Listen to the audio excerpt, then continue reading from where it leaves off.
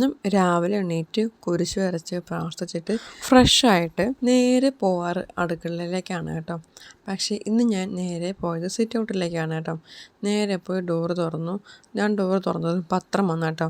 പത്രം കൊണ്ടിരുമ്പോൾ നമ്മുടെ ചേട്ടൻ എപ്പോൾ കണ്ടാലും ഒരു ഗുഡ് മോർണിംഗ് പറഞ്ഞിട്ട് പോകും കേട്ടോ. തിരിച്ച് ഞാനും പറയും ഒരു ഗുഡ് മോർണിംഗ്. കിച്ചണിൽ കയറിയാൽ ആദ്യത്തെ പരിപാടി കട്ടൻ കാപ്പി ഉണ്ടാക്കുക എന്നുള്ളതാണ് കേട്ടോ.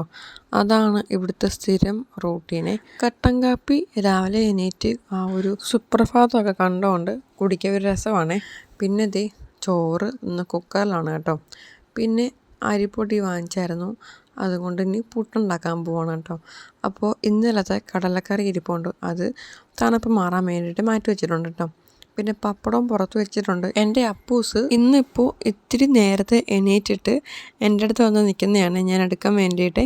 ഞാൻ ഒപ്പം അവൻ്റെ കൂടെ പോയി കിടക്കാൻ വേണ്ടിയിട്ട് വിളിക്കുന്നതാണ്. പുട്ടിന് കടലക്കറിയുണ്ട്, പഴമുണ്ട്, പപ്പടവും പുറത്ത് വെച്ചിട്ടുണ്ട്.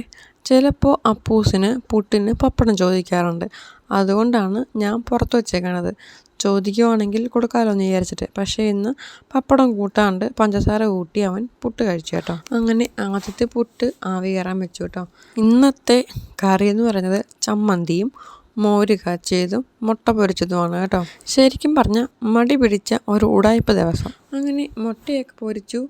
അഭിമോൾക്ക് ആദ്യമേ പുട്ടും കടലക്കറിയും കൊടുത്തു. എന്നിട്ടത് ചായ ഉണ്ടാക്കാൻ വെച്ചേക്കുവാണേ.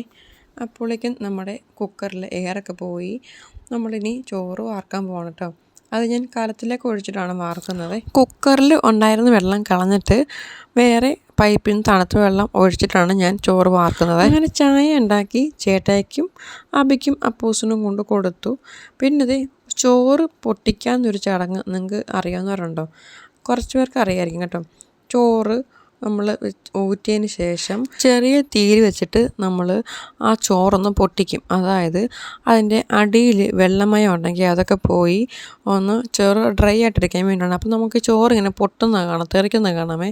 അതിനാണ് ഈ ചോറ് പൊട്ടിക്കൽ എന്ന് പറയുന്നത് എനിക്ക് തോന്നുന്നു കേട്ടോ. അങ്ങനെ ചേട്ടായിയുടെയും അഭിമോളുടെയും ലഞ്ച് ബോക്സ് റെഡിയാക്കി വെച്ചു. എൻ്റെ അഭിമോൾക്ക് എന്തെങ്കിലും ഒഴിക്കാൻ കറി ഉണ്ടെങ്കിൽ അത് മതി കേട്ടോ. എന്നാലും ഞാൻ ഒരു കുഞ്ഞ് ചമ്മന്തി ഉരുട്ടി അത് വെച്ചേക്കുന്നതാണ്. ചമ്മന്തിയും മോരുകറിയും മുട്ട പൊരിച്ചതൊക്കെ കഴിക്കാൻ നല്ലൊരു ടേസ്റ്റാണ്, നല്ലൊരു കോമ്പിനേഷനാണ്. ഇന്നത്തെ കുറച്ച് റോസാപ്പൂക്കൾ വിരിഞ്ഞ് നിൽപ്പുണ്ട് കേട്ടോ. എന്ത് സുന്ദരികളാണല്ലേ ഈ റോസാപ്പൂക്കൾ, എന്ത് ഭംഗിയാണ് അവരെ കാണാനായിട്ട്. നല്ല മണമാണ് ഇത് ഈ റോസ. ഇതൊക്കെ എനിക്ക് ഭയങ്കര ഇഷ്ടമാണ് കേട്ടോ ഈ റോസ. നല്ല മഴ പെയ്തത് കാരണം ചെടിയൊന്നും നനയ്ക്കേണ്ടി വന്നില്ല കേട്ടോ. പിന്നെ ഞാനാണെങ്കിൽ എൻ്റെ അഭിമോൾക്ക് നേരത്തെയൊക്കെ ഹെയർ ബാൻഡ് ഉണ്ടാക്കി കൊടുക്കുമായിരുന്നു കേട്ടോ. ഹെയർ ബാൻഡ് മാത്രമല്ല കേട്ടോ, ഹെയർ ബണ്ണും മാലയും കൈച്ചെയിനും ഒക്കെ ഉണ്ടാക്കി കൊടുക്കുമായിരുന്നേ. അപ്പോൾ അതിൽ പൊട്ടിപ്പോണ കൈച്ചെയിൻ്റെയും മാലയുടെയും അതുപോലെ തന്നെ ഹെയർ ബാൻഡിനകത്തുനിന്ന് ഊരിപ്പോണ മുത്തുകളും പിന്നെ അതിൻ്റെ നമ്മുടെ ചെവിയിൽ വെക്കുന്ന ഭാഗത്തുള്ള ഒരു ബീഡ്സ് വെക്കും ചെവിയിൽ കൊള്ളാണ്ടിരിക്കാൻ. അപ്പോൾ ആ ഒരു ബീഡ്സൊക്കെ ഊരിപ്പോയ ഹെയർ ബാൻഡ് അങ്ങനെയുള്ളതെല്ലാം കൂടെ ഞാൻ ഒന്നിച്ച് സൂക്ഷിച്ചൊരു കൊട്ടയിട്ട് വെച്ചിരുന്നതാണ്. അപ്പോൾ ഇന്ന് ഞാൻ വിചാരിച്ചു ഒത്തിരി ദിവസം കൊണ്ട് അതിങ്ങനെ കൊട്ടയിൽ ഇങ്ങനെ വെറുതെ കിടക്കുമല്ലേ, എന്നാൽ അതൊക്കെ എടുത്തൊന്ന് വൃത്തിയാക്കി നന്നാക്കി കൊച്ചിന് കൊടുക്കാമെന്ന് വിചാരിച്ചു കേട്ടോ. അങ്ങനെ അതൊക്കെ എടുത്ത് പണി ഇറങ്ങിയേക്കുന്നതാണ്. എൻ്റെ ഒപ്പം എൻ്റെ അപ്പൂസും ഇരുന്ന് കളിക്കുന്നുണ്ട് കേട്ടോ.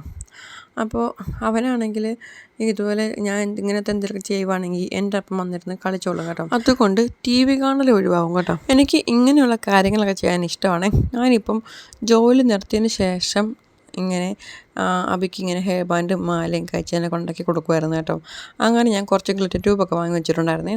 അങ്ങനെ കുറച്ച് ഐറ്റംസ് ഫ്ലവേഴ്സ് ഉണ്ടാക്കാനുള്ള കുറച്ച് ഐറ്റംസൊക്കെ ആയിട്ടൊക്കെ എൻ്റെ കയ്യിലുണ്ട് കേട്ടോ. പിന്നെ കൊച്ചിൻ്റെ പഴയ ഫ്രോക്കിൻ്റെയൊക്കെ അടിയിൽ സാറ്റിൻ ക്ലോത്ത് എടുത്തിട്ട് സ്ക്രഞ്ചീസ് ഉണ്ടാക്കുക, സ്റ്റിച്ച് ചെയ്യുക, ഇതൊക്കെ എനിക്ക് ഭയങ്കര ഇഷ്ടമാണ് കേട്ടോ. അപ്പോൾ എനിക്ക് വെറുതെ ഇരിക്കാതെ ഇങ്ങനെയൊക്കെ ഓരോന്നും ചെയ്യും കേട്ടോ. വൈകിട്ട് ചേച്ചി സ്കൂൾ കഴിഞ്ഞ് വരുന്നത് കാണുമ്പം അപ്പൂസിന് ഭയങ്കര സന്തോഷമാണ്. പിന്നെ രണ്ടുപേരും കൂടെ ഓട്ടമാണ് കേട്ടോ. ഒരു പോഡ്കാസ്റ്റ് തയ്യാറാക്കി കൊണ്ടുപോകുന്നുണ്ടായിരുന്നു. അപ്പോൾ അതൊക്കെ ഉണ്ടാക്കിയിട്ട് കവറിലിട്ട് കൊണ്ടുവരുന്നതാണ് കേട്ടോ. പിന്നെ ഇത് രാത്രിയിലേക്ക് അയില വാങ്ങിയായിരുന്നു, അയിലയൊക്കെ കറി വെച്ചു കേട്ടോ. മീൻ വാങ്ങിയതിൻ്റെ മണം കിട്ടിയിട്ട് രണ്ടുപേര് പുറത്ത് ക്യൂ നിൽപ്പുണ്ട്. അതിനുശേഷം എല്ലാവരും ചോറൂണൊക്കെ കഴിഞ്ഞിട്ട് ഇനി നാളത്തേക്കുള്ള ചോറ് ഇന്നത്തേക്ക് അങ്ങ് റൈസ് കുക്കറിലാക്കി വെക്കാമെന്ന് വിചാരിച്ചു. അപ്പോൾ വീഡിയോ ഇത്രയേ ഉള്ളൂ കേട്ടോ. നിങ്ങൾക്ക് വീഡിയോ ഇഷ്ടമായിട്ടുണ്ടെങ്കിൽ ലൈക്ക് ചെയ്യാൻ മറക്കല്ലേ. ആദ്യമായിട്ട് കാണുന്നവരുണ്ടെങ്കിൽ സബ്സ്ക്രൈബ് ചെയ്ത് സപ്പോർട്ട് ചെയ്യാൻ കേട്ടോ.